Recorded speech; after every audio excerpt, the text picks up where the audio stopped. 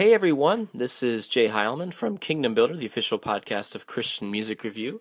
And I recently got a chance to sit down on the phone and talk with David Ellefson, the co-founding member and bass player for the metal group Megadeth.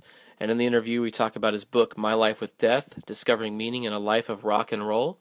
And among the topics, one of the questions I asked him was, is he familiar with any of today's Christian rock bands? And I think you'll be surprised at some of the artists that he mentions and likes. Well, see, I'm not sure if you're familiar with a lot of like Christian rock these days, but there's a lot of bands that look up to you guys as influences. I know that Skillet. I'm not sure if you're familiar with Skillet or not. I am, but they're a huge Christian rock band, and I know that John has said that. I believe he said that Megadeth was something that he used to listen to back when he was a kid growing up. But are there Christian bands or artists and stuff that you listen to you like? I like Stryper. I'm not sure. I think you're familiar with Stryper, but those guys are awesome. I love Michael Sweet. Got a chance to interview him last year. But are there any Christian bands or artists out there that you like or that you listen to when you're in your spare time?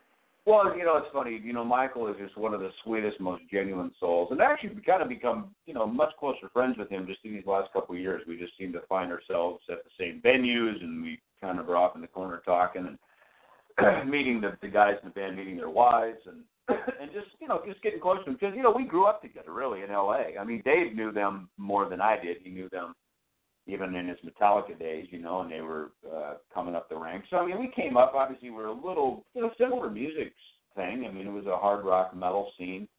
They were very intentional about their Christian focus, but, so, yeah, and then their new record is being raved on by everybody. Metalheads around the world are going, dude, the new Stryper record's awesome, No More Hell to Pay, yeah, it's an awesome album. Yeah.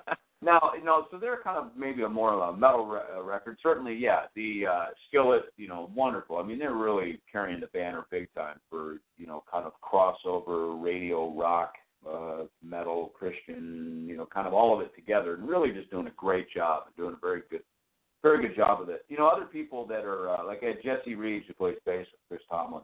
He's also one of the co-writers on a lot of Chris's songs.